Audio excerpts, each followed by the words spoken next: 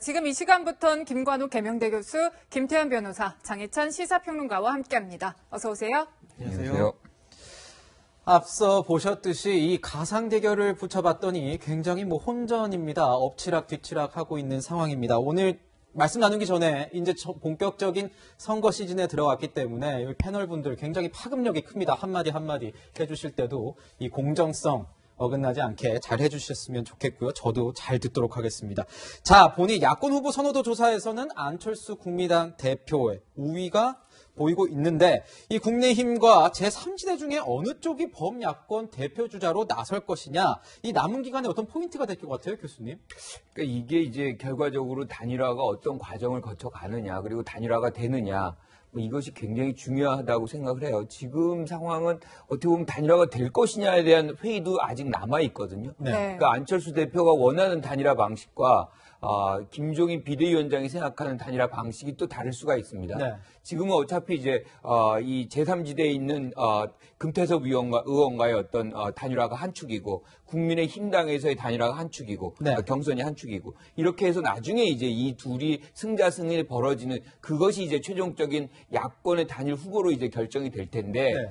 이것이 이제 언제 되느냐, 그리고 제일 중요한 거는 단일화가 어떤 단일화가 되느냐, 아름다운 단일화가 되느냐. 아름답냐, 아름답지 않느냐. 그렇죠. 네. 우리가 이제 과거를 돌이켜보면 단일화가 되긴 됐는데 시너지 효과가 안 나오는 경우가 종종 있었어요. 그렇죠. 그럼 오히려 이것이 되고 나서 더 파국이 이어지는 그런 장면들이 종종 있었습니다. 그래서 그런 과정 속에서 지금 야권에서 연정이라든가 이런 것들을 이제 제안을 하고 있고, 서로 같이 이런 단일화의 어떤 제도적 창구들을 만들어가는 과정이 있긴 하지만, 어쨌든 지금 상황으로서는 많은 측면에서 불투명성, 불확실성이 남아있기 때문에 우리가 뭐다라고 딱 얘기하기는 쉽지 않은 상황이다, 이렇게 생각합니다. 네, 여러 가지 이제 흐름들이 진행이 되겠지만 사실 야권 단일화에 관심이 많이 쏠리는 거는 사실이에요. 변호사님 보시기에는 이 야권 단일화 된다면은 정말 어떤 상승 효과 있을 거라고 보십니까? 어떻게 좀 보세요?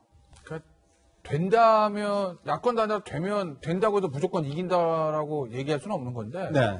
앞서 이제 리포트도 보셨지만 야권 단일화 안 되면 야권 입장에서는 거의 필패 분위기로 가는 거죠. 네. 선거는 구도가 90% 이상을 차지합니다. 계속 누누이 말씀하셨던 구도. 그렇죠. 네. 구도, 이슈, 인물 이렇게 얘기하지 않습니까? 그런데 이제 보궐선거고, 더군다나 이게 코로나 때문에 언택트 선거기 때문에 인물이나 이슈 이런 것들 가지고 유권자들의 표를 끌어들이기는 쉬운 건 아니에요. 더군다나 광역단체제 선거고 선거가 워낙 넓기 때문에, 그렇기 때문에 아마 구도가 대부분의 거를 차지하게 될 텐데, 야권이 단일화돼서 여권과 1대1 대결이라고 하면 앞서 이제 여론조사 결과 보셨지만 이기는 것도 있고 지는 것도 있고, 그런데 네. 3자 대결하면 거의 다 지는 거 아니겠습니까? 그러니 아마 야당으로서는 아름다운 단일화건 아름답지 않은 단일화건 시너지가 있는 단일화건 없는 거는 건 차치하고서라도 어쨌든 무조건 단일화를 해야, 그래서 1대1 구도를 만들어야 여당과 한번 해볼 만하다라는 게 아마 다 공감대를 가지고 있는 것 아니겠습니까? 결국 핵심은 그건 거죠. 되느냐 안 되느냐.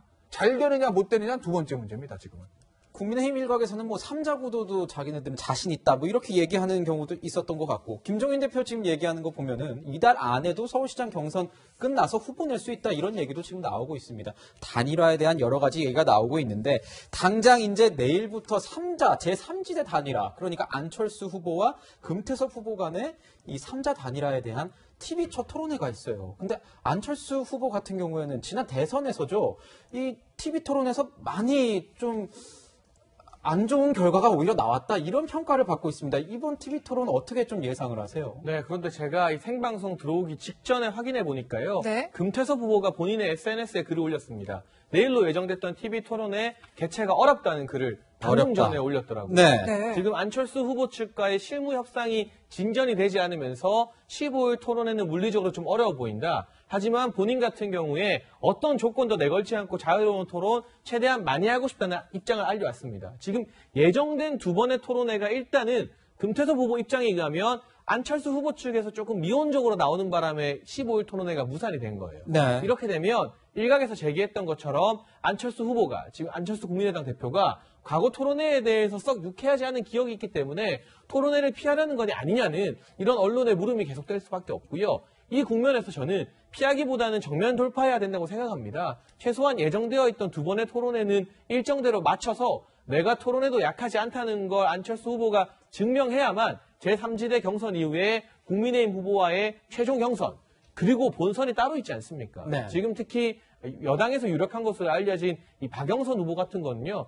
토론의 명수로 많이 알려져 있거든요. 이분 방송인 출신이기 때문에 TV 토론에 굉장히 강하다는 평가를 받고 있습니다. 그런데 지금 제3지대 경선부터 본인이 여러 가지 이유로 토론을 마냥 회피하는 모양새가 지금 보여지게 된다면 국민의힘과의 최종 단일화, 이어서 본선에서의 토론 등 줄줄이 악재들이 기다리고 있는 셈이기 때문에 이 같은 국면, 일단 금태섭 후보만 일방적으로 입장을 밝혔습니다만 안철수 후보 측에서도 조속히 입장을 밝히고 예정된 토론을 실시하겠다는 자신감 있는 태도를 보여주는 게 중요하다고 생각됩니다. 자, 내일 방금 말씀해 주셨는데 내일 이 단일화 관련된 제3지대 단일화 관련된 이 토론이 취소됐다 이런 소식이 들어왔다고 지금 말씀을 해주셨는데 저희가 또 확인을 해서 관련 내용이 맞는지 사실 여부도 확인하고 그거와 관련된 이야기도 저희가 나눌 수 있으면 나누도록 하겠습니다. 확인하겠습니다. 네, 그리고 이제 국민의힘 후보들은 안철수 후보를 향해서 서울시 공동운영 제안들을 내놓고 있어요. 오세훈 후보가 이제 먼저 내놨고 이어서 나경원 후보도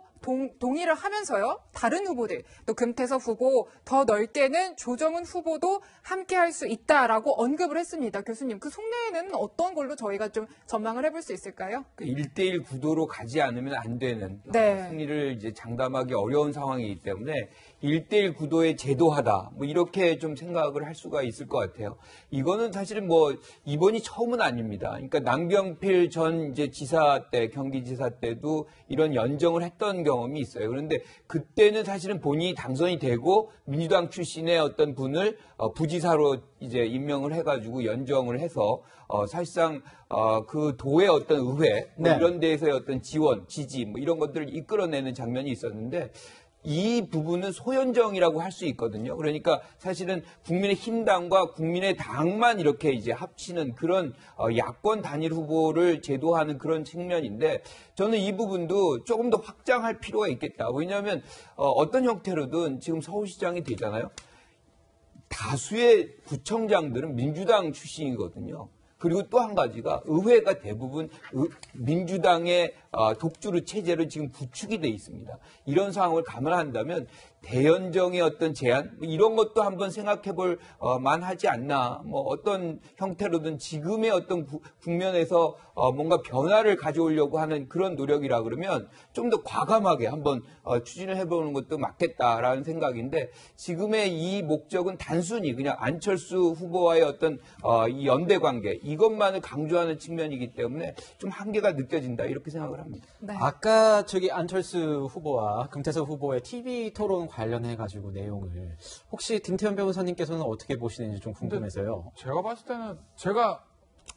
때는 안 대표 측이 피하고 이런 건 아닌 거고 이게 형식의 문제인 건데 보세요. 제가 알기로는 이게 처음에는 15일, 25일에 TV에서 중계하는 거 방송, 예를 들면 채널A라든지 방송에서 중계하는 TV 토론이잖아요. 근데 이게 당대당이 아니라 당내 단일화 경선이기 때문에 제가 알기로 선관위에서 유권 해석을 하기에 당내 단일화 경선은 후보다 한 번 하기로 돼 있을 거예요. 네. 그러면 김윤수 앵커가 안 대표라고 상상하고 생각해 보세요. 제가 상상을 좀 해볼까요? 네. 단일화에서 TV에서 방송에서 중계하는 중요한 TV 토론 한 번의 카드를 쓰면 금태섭 후보를 할 때 쓰겠습니까? 국민의힘 후보를 할 때 쓰겠습니까? 그거는 제가 말씀드릴 수 없습니다. 네. 그거는 제가 안 대표라면 국민의힘 후보하고 쓸 때 쓰려고 할 거예요. 그 카드를 남겨놓으라고 할 거예요. 그 카드를 지금 쓸 이유가 없지. 안 대표 입장에서. 개인적인 의견이시죠. 개인적인 의견이에요. 근데 아마 안 대표도 그렇게 생각할 겁니다. 그런데 그러면은 안 대표 측은 TV에서 중계하는 거는 나중에 하자고 국민의힘이랑 후보랑 할 때 하고 싶을 거고 금태섭 후보는 지금 쓰고 싶을 거고 그러니 실무에서 아마 그 방식을 가지고 좀 이견이 좀 있다가 아마 내일께 좀 취소가 된 것 같은데 그런 거죠. 제가 알기로는 안 대표 입장에서 무슨 굳이 TV 토론을 무슨 회피하고 이런 건 없을 겁니다. 회피한다고 될 일도 아니고요. 네. 그렇지 않습니까? 지금 저희 보시면 나오고 있습니다. 금태섭 후보 단일화 전까지 최소 3번에서 5번의 토론을 제안을 했는데 내일 토론은 힘들지 않을까. 내일 안철수와의 TV 토론 진행은 어렵다. 이렇게 아까 장혜찬 평론가가 말씀해 주신 대로 의견을 밝혔습니다. 단일화 합의에도 보름간 협상만 이렇게 얘기를 올렸습니다. 자, 교수님. 네.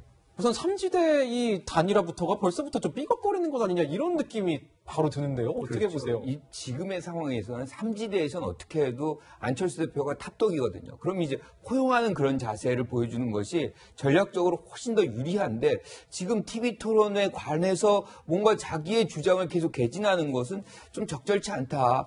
어떻게 보면 지금 TV 토론에 대해서 많은 사람들이 안철수 대표가 약간 위기의식을 느낀다. 그 네. 부분에 좀 약하다. 네. 이런 평판이 있다는 그런 중론이 있잖아요. 네. 사실 이게 바로 위기이자 기회입니다. 위기이자 네. 기회다. 그렇죠. 이제 안철수 대표 같은 경우는 오히려 이 상황을 반전의 기회로 삼아야 되거든요.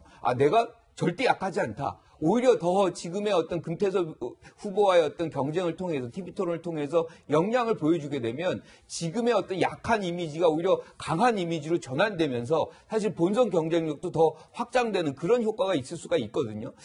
그런데 지금 뭐 금태섭 후보와의 어떤 TV 토론 이것 갖고도 이렇게 소리가 난다 그러면 저는 그 반전의 기회가 초반부터 무너지는 거 아닌가 뭐 이런 좀 안타까움이 있네요. 네, 뭐 당장 내일 토론부터 좀 삐걱거리는 모습. 평론가님은 좀 어떻게 보세요? 사실 2월은 국민의힘의 시간입니다. 야권 내부로 보게 되면. 왜냐하면 2월 16일부터 서울시장 후보들 간의 1대1 토론이 계속 일정이 잡혀 있습니다. 네. 네. 제가 아는 바로는 1대1 토론만 3회차로 진행을 하고요. 그 사이에 이제 MBC와 MBN에서 4명 모두 나오는 토론을 하게 되고 마지막도 합동 토론은 이 채널A에서 하게 되거든요. 그러면 이 국민의힘 서울시장 후보들만 6번의 방송 토론을 하게 되는 겁니다. 네. 1대1 토론 3번, 4명 다 나오는 토론 3번. 그렇게 되면 당연히 많은 서울 시민과 국민들의 관심이 국민의힘 후보들의 토론, 여기서 누가 잘하나, 나경원 대 오세훈, 그리고 다크호스인 조은희 대 오신환은 과연 얼마나 잘할 것인가, 이런 것들에 집중이 될 텐데 지금 금태섭 후보나 안철수 후보 같은 경우는 야권 경선에 관심이 일방적으로 국민의힘에게 가지 않게끔 네. 반대쪽에서 맞불을 놓을 필요가 있는 거예요. 아하, 그렇군요. 지금 여론조사상의 지지율만 보게 되면 안철수 후보가 압도적 우위를 점하고 있기 때문에 금태섭 후보 대비해서는 이건 부정할 수 없는 사실이죠. 굳이 내가 지지율이 한참 낮은 후보와 TV 토론을 할 필요가 있는가? 이로 인한 실리적 이득이 있는가라는 생각을 할 수도 있겠습니다만 더 판을 넓게 보고 봤을 때 관심이 국민의힘 경선에 쏠리게 되는 것을 대비할 필요가 있는 것이고요. 지금부터 계속해서 이 관심의 끈이 놓아지지 않아야만 이후에 만약 최종 후보가 되어서 박영선 후보 내지는 우상훈 후보와 본선 경쟁에 붙을 때도 그 관심을 계속 이어갈 수가 있는 겁니다. 이 2월의 기세를 절대 잃으면 안 되는 것이기 때문에 토론의 구성 사이에 아주 약간의 유불리는 저는 김관욱 교수님이 말한 것처럼 앞서가는 후보가 많이 포기하고 많이 양보해 줄 때 오히려 시민들이 그 후보에게 박수를 쳐주지 않을까 하는 생각이 들고요. TV 방송사 없어도 유튜브 생중계나 여러 가지 뉴미디어 플랫폼으로 국민의 관심을 받는 생방 토론이 충분히 가능한 환경 아니겠습니까? 그런 만큼 이 국민의힘 경선이 치열하게 진행될 것이 예고된 것 이상으로 제3지대에서도 박진감 넘치는 토론이 반드시 안 후보에게도 저는 필요하다고 봅니다. 와, 이 삼지대 단일화를 놓고도 이렇게 많은 수싸움, 수대결 나오고 있는 것 같습니다. 그런데 지금 저희가 말씀드릴 수 있는 거는 이거는 가상 대결을 저희가 붙인 거기 때문에 누가 붙고 누가 어떻게 될 것이고 누가 우위고 이런 얘기는 저희가 단정적으로 드릴 수 없다는 말씀 다시 한번 정리를 하고 가도록 하겠습니다. 자, 이제 보면은 당에서도 고민이 굉장히 많은 것 같습니다. 자, 국민의힘 소속 의원들 같은 경우에는 설 연휴에 여론전에 나섰어요. 요즘 계속 이제 이슈가 됐던 김명수 대법원장의 어떤 거짓말 논란이라든가 김은경 전 환경부 장관의 블랙리스트 논란, 그리고 이 선거가 일어나게 된 이유, 각종 전 자치단체장의 어떤 성비위와 관련된 논란, 이런 거에서 여론전에 나섰는데 이렇게 당에서 나서는 모습, 어떻게 개별적으로 야권 후보들한테도 도움이 되는 겁니까? 그 성비위와 관련한 어떤 시위라든가 이런 것들을 오히려 집중했다 그러면 좀 효과적일 수 있다고 생각을 해요. 왜냐하면 그 원인 때문에 지금 재보선이 이루어지고 있기 때문에. 그런데 지금 김명수 대법원장에 관련해서 탄핵을 해야 된다, 사퇴하라. 저는 이 얘기도 할 수 있다고 생각해요. 왜냐하면 김명수 대법원장이 그 과정 속에서 사실 거짓말을 했기 때문에 신뢰를 가장 많이 받아야 되는 어떤 대법원, 그곳에서도 수장이 이제 거짓말을 했던 겁니다. 그래서 저런 비판 받을 수 있어요. 그런데 국민의힘당이 이 부분에서 자유로우려면 사실은 임성근 부장판사도 사퇴를 하고 탄핵을 받아야 되고 특히나 탄핵 과정에서 반대를 했어요. 투표할 때. 그럼 왜 반대를 했는지에 대한 설명을 분명히 제시를 해야 됩니다. 이게 형평성이 안 맞는 거거든요. 왜냐하면 임 부장판사가 사실은 대법원장과의 과정 속에서 관계 속에서 대화 속에서 사실 녹취를 하는 그런 극단적인 불신의 모습 보여줬고 2018년에 전국 법관 대표회의에서 탄핵 소추감이라고 이미 얘기를 했던 거거든요. 그러면 그 부분을 뒤집어서 반대를 했을 때에는 반대에 대한 소명이 있어야 되는데 그거는 얘기를 안 하고 단지 거짓말한 김명수 대법원장만 탄핵하고 사퇴하라고 얘기한다면 그게 얼마나 효과적일 수 있겠느냐 이런 반문을 하고 싶은 거죠. 네, 뭐 이어서 이제 좀 여권 얘기도 좀 해보면요. 최근에 이제 우상호 후보 측에서 어떤 논란이 좀 일었습니다. 이번에 재보선의 좀 원인이 된 고 박원순 전 시장을 소환하면서죠.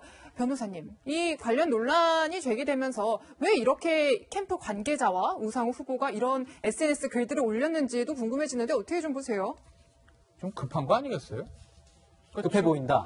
아니, 그러니까 당내 경선이니까 아마 제가 알기로는 국민의힘 쪽과는 다르게 민주당 같은 경우에는 그 경선 규정이 거의 한 당원대 여론이 한 5대5 정도 될 거예요. 그러니까 당원 표심이 굉장히 중요하죠. 그리고 사실은 당내 경선이란 게 여론조사 100%를 한다고 해도 일반 시민들의 응답률에 비해서 당원들의 응답률이 높기 때문에 당원이 많은 민주당 같은 경우에는 사실은 여론조사에서도 당원의 표심도 중요한 거거든요. 전화 받아서 끊어버리느냐 아니면 끝까지 듣고 대답하느냐의 차이가 있으니까 당원과 일반 시민들은. 그래서 아마 당원 표심을 좀 겨냥한 거 아닌가 싶어요. 아무래도 지금 글쎄 모르겠습니다. 실제로는 뭐 어떻게 될지 모르겠습니다만 그래도 이제 박영선 장관이 좀 그 인지도 같은 것들은 조금 높다는 측면이 없지 않아 있으니까 아마 우상호 후보 같은 경우에는 당심, 그 다음에 박영선 후보 같은 경우에는 아마 네. 민심 쪽에서 좀 우세를 좀 보이는 것 같아요. 그렇다고 보면 아마 당원표를 확실하게 잡고 가야 최소한 당내 경선에서는 내가 좀 우위를 점할 수 있겠다라는 생각을 가지고 아마 저렇게 전략적으로 좀 임한 것 같은데 그래도 좀 너무 나갔죠. 그러니까 우리가 어떤 정치 행위를 함에 있어서는 모든 사람을 만족시킬 수는 없습니다. 플러스가 있고 마이너스 있으면 그걸 잘 계산해서 플러스가 많으면 가는 겁니다. 마이너스가 많으면 안 가는 거고요. 그런데 저렇게 박영선 우상호 후보가 박원순 시장 지지층 생각해서 한 저런 행동들이 당심에서는 플러스가 갈 수도 있을 거예요. 근데 제가 봤을 때 민심에서 빠지는 게 더 많을걸요? 플러스 마이너스 정확한 과학적 계산 해봤는지 모르겠습니다. 제가 봤을 때는 마이너스가 클 겁니다. 그럼 안 해야 되는 건데 했어요. 그 결과는 오로지 후보 본인의 감정의 대목 아니겠습니까? 지금 보면은 이제 당내 어떤 수싸움 때문에 던지지 않았겠느냐 이런 얘기를 말씀해 주신 것 같은데 박영선 전 장관 같은 경우에도 이 대표적인 칠로 원로 인사인 문희상 전 의장 만났고요. 우상호 후보도 이 봉하마을 찾아서 어떤 친노 이 세력들에 대한 하나 던졌습니다. 근데 어떻게 보세요? 이 박원순 전 시장의 논란을 끌고 들어온 것에 대해서는 교수님은 어떻게 보시는지 좀 궁금해요. 그러니까 지금 친문 또는 강성 지지자들, 민주당 지지자들한테 어필을 해야죠. 일단은 뭐 이게 어필이 되긴 됩니다. 그러니까 경선을 통과해야만 이제 본선이 있는 것이기 때문에 네네. 경선의 과정. 근데 지금 우상호 후보 같은 경우 약간 지금 마음의 조급함 이런 것들이 보여지는 대목이에요. 그러니까 박원순 전 시장을 사실은 계승할 부분도 많이 있어요. 우리가 보면은 지금 장기간에 걸쳐서 서울시장을 3선을 하면서 어떤 정책적인 측면 그렇죠. 정책적 측면에서 배울 점도 있고 계승할 점도 있는데 지금 내가 박원순이고 박원순이 나다. 이거는 뭐 거의 일체성을 얘기하는 거거든요. 그렇다 그러면 왜 이 선거가 벌어졌는지에 대한 부분 책임 규명까지도 다시 본인이 다 뒤집어 쓸 각오를 하고 그 얘기를 해야 되는 겁니다. 그러니까 지금 이 선거는 성비위 문제 때문에 지금 벌어지고 있는 것이고 그 부담을 오로지 국민들이 다 지고 있는 거거든요. 거기에 대한 부분을 따로 해석을 했어야 돼. 그러니까 책임을 거기에는 묻고 즉 잘못한 것을 시인하고 잘된 부분을 어떤 계승하겠다라고 얘기하면 뭔가 오해 소지가 굉장히 축소될 텐데 지금의 상황은 너무 과하게 나갔다. 네. 지금 어떤 형태로든 뭐 경선이 중요한 건 알지만 조금 더 크게 바라보는 그런 자세가 좀 필요하지 않나 우상호 후보에게 이런 조언을 해주고 싶습니다. 네, 이제 우상호 후보에 맞서는 박영선 후보는요, 엄마 리더십을 강조하고 있습니다. 관련 영상 준비했습니다. 여성다움의 무티, 즉 엄마와 같은 푸근한 리더십이 필요합니다. 저는 약속대로 오늘 답심리 현대시장에서 산 당근을 왔습니다. 검색해야 되냐 안 해야 되냐 질문을 하려고 그랬는데 누가 그러더라고요. 내려놓으라 그랬더니 너무 많이 내려놓으셨다고요. 네, 이제 소탈압을 강조하는 박영선 후보와 또 나경원 후보 영상도 좀 같이 봤는데 부쩍 그렇게 된 것 같아요. 코로나 때문에도 그런 것 같고요. 부쩍 이제 비대면 활동이 많아지니까 이미지에도 좀 공을 들이는 것 같은데요. 그러니까 사실 직접 유권자를 만날 기회가 예전보다 훨씬 적어졌죠. 코로나 때문에 이런 비대면 그리고 방송이나 본인들의 유튜브 채널을 통한 또 SNS 채널을 활용한 홍보를 많이 할 수밖에 없는 측면이 있습니다. 또 여성 후보들이 본인들의 어떤 여성성을 강조하고 엄마 리더십이라던가 또 소탈한 모습을 보여주는 건 이번 선거가 앞서 언급된 것처럼 성비위 때문에 일어나게 된 좀 불행한 의미의 재보궐선거 아니겠습니까? 그런 만큼 여성 주자임을 강조하는 것이 이번 선거를 어떤 면에서 바라볼 때 훨씬 더 유리하게 이끌어갈 수 있는 장점이 될 수도 있다. 이런 판단을 내린 것 같습니다. 상식적으로 아무래도 여성 후보라면 성비위 문제라든가 이런 부분에서 남성 후보에 비해서는 조금 더 자유롭게 발언을 할 수 있기 때문이겠죠. 하지만 이런 식의 이미지 선거가 과연 서울 시민들의 삶을 개선하는 데 도움이 될 것이냐. 저는 여야 할 것 없이 이제 우리가 낡은 구두 신고 낡은 가방 들고 와서 내가 이렇게 소탈한 서민 후보다라고 어필하는 식의 정치는 좀 끝나야 하지 않을까. 지금 일상생활 소탈하게 한다고 해서 더 좋은 시장이 될까? 이것이 아니라 정말 치열한 정책 경쟁을 통해서 어떤 후보가 이 서울 시민들의 삶을 피부에 와닿게 개선시킬 수 있느냐. 여기에 대한 메시지가 더 많이 나와야 된다고 보여지고요. 그렇기 때문에 이제 각 당에서 최종 후보가 나오고 나면 TV 토론이나 후보 사이의 정책 검증이 지금의 이미지 정치보다는 훨씬 더 활발해졌으면 하는 바람이 듭니다. 네. 네, 지금 보면 뭐 여성과 남성을 나눠 어떤 성별의 그런 특성을 살린다기보다는 친근함과 이 푸근함을 살린다 이런 데 방점을 맞춘 것 같습니다. 자, 당에 대해서도 얘기를 좀 여쭤봐야겠죠. 아까 야권에서는 교수님께서는 좀 전선을 너무 넓힌 것 아니냐 이런 의견을 주셨는데 지금 보면 당에서는 고위 당정청 회의를 열고 이 재난지원금 문제를 다룰 것으로 보입니다. 이 문제 여권 후보들한테는 어떻게 도움이 될 것으로 보이죠? 약간의 이견이 이 안에 있는 거죠. 이 지급을 재난지원금을 어떤 방식으로 주는 것이냐, 그러니까 보편적으로 줄 것이냐, 아니면 선별적으로 피해 보상을 하는 차원에서 피해를 보신 분들이 집중적으로 두텁게 갈 것이냐.